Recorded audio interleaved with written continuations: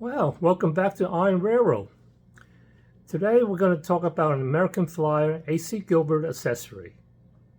And the accessory is the number 769A Aircraft Revolving Beacon Tower. It's a fun tower, it's great on the layout, and even it's stationary, but it isn't operating a tower. The beacon actually revolves. It turns and turns and turns. However, sometimes some folks have trouble making it turn, and I'll explain to you the ins and outs and the theory behind how the beacon actually operates. And hopefully that will give you some insights as to what may be some obstacles, if you run into the obstacles, that it's not turning. So stay with me and I will show you what this looks like.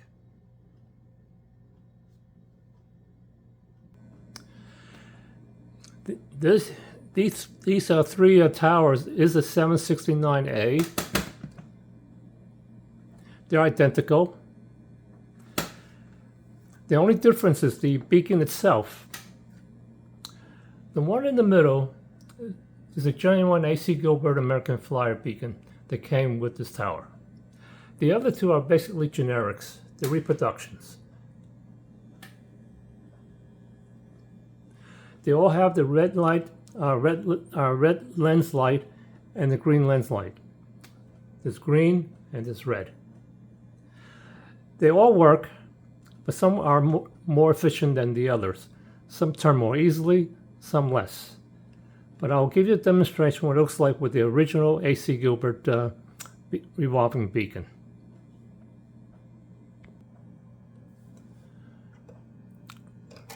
This is the original AC Gilbert beacon.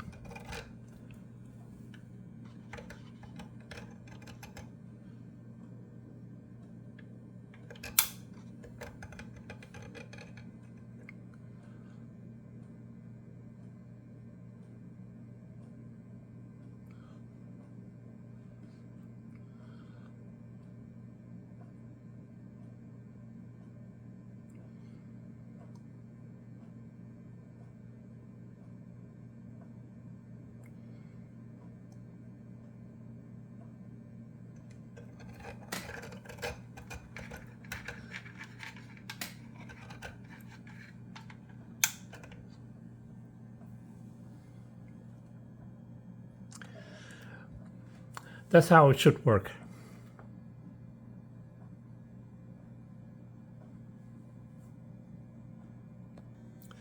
This is a reproduction. It also has a red lens and a green lens.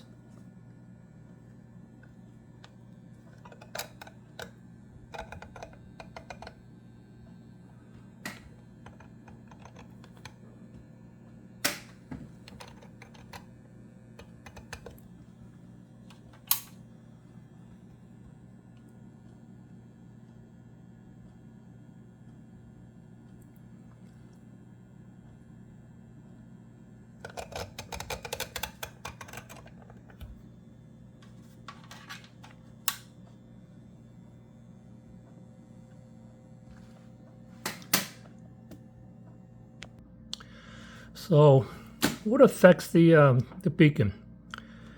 There's actually 6 or 7 factors that will affect the rotation of the beacon. The first one is the bulb itself. The bulb has to be a specific bulb. It's a dimple bulb and has a little concave indentation on top of the bulb, and it has to be of a certain heat. It's, the number 461 is the part number, and that should generate enough heat to make the beacon turn. Coolness, that's another factor too. So there's heat involved and there's coolness involved. So I will explain to you where these particular heat and cool entities should be. The third one is the ambient temperature.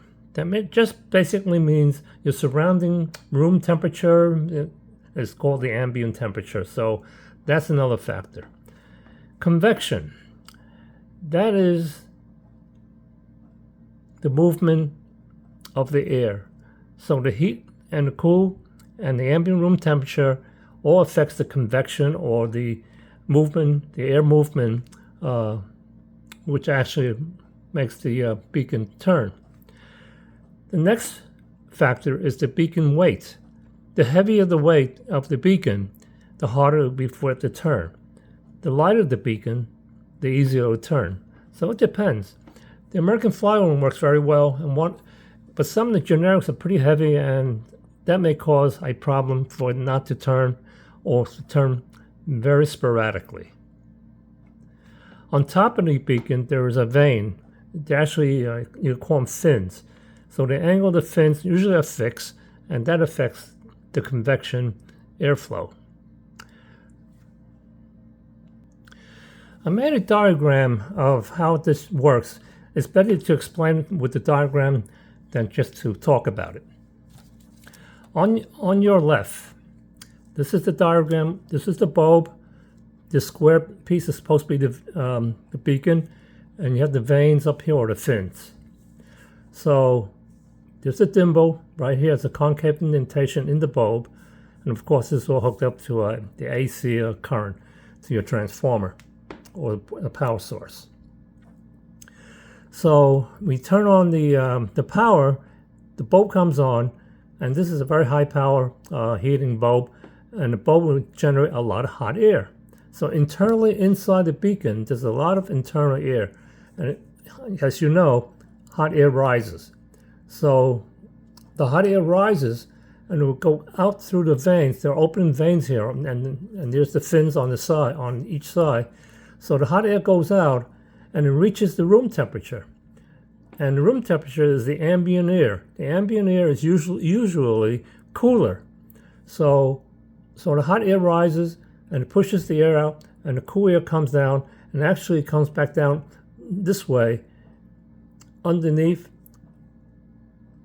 to replace the hot air that's been displaced through the top. As this generates more and more heat, and there's more and more convection, more and more air movement, and the whole beacon will actually turns. However, you have to bear in mind there has to be a significant temperature difference between the ambient room temperature and the internal beacon heat temperature. Now, I don't have the exact temperature difference.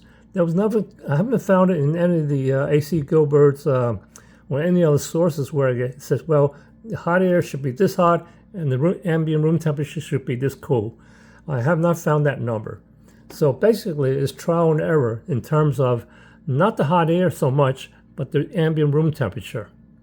So going to your next picture on the right side, and these little squiggly lines represent the same temperature internally and outside. So let's just say it's not the same, but it may be just not a significant difference. So there is no convection. If there is no convection, the beacon will not turn. So it's a basic, simple, scientific physics here, and that's all it is. Sometimes I have folks that tell me that, well, it worked last week, and this week it doesn't work, and well, that's because your ambient room temperature may be different. Your hot air, internal air temperature, will always be constant because the bulb will always generate a constant amount of heat. Just a tidbit, a little advice: when you hook up any of these devices, the towers, the beacon, I would use a separate transformer to make sure there's sufficient power going to the bulb. You could use a small 50-watt transformer or a 40-watt transformer, that's fine. If you try to work it off the track, you may not have enough power to heat up the bulb to a sufficient temperature. So that's important. And also, as the bulb gets older, it may not generate enough heat. So make sure you have a fresh bulb. That is another concern. AC Gilbert actually suggests you may give it a little push to get it started, and that may help too. And that's into the AC Gilbert literature. So that's basically about it. there's not much more to it than that, other than, again, trial and error. So I hope this helps you somewhat in making the beacons work.